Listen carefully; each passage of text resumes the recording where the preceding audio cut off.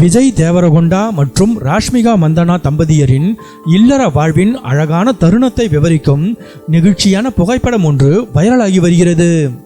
தும்மனப்பேட்டையில் உள்ள விஜய் தேவரகொண்டாவின் சொந்த ஊரில் புதிதாக கட்டப்பட்ட பண்ணை வீட்டில் சத்ய நாராயண சுவாமி விரதம் நடைபெற்றது.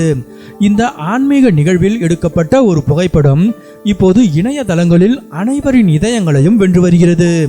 பாரம்பரிய உடையில் விஜய் மற்றும் ராஷ்மிகா இருவரும் அழகாக ஜொலித்தாலும் ரசிகர்களின் கண்களை கவர்ந்தது பின்னணியில் நின்று கொண்டிருந்த ராஷ்மிகாவின் பெற்றோரின் முகபாவனைதான்.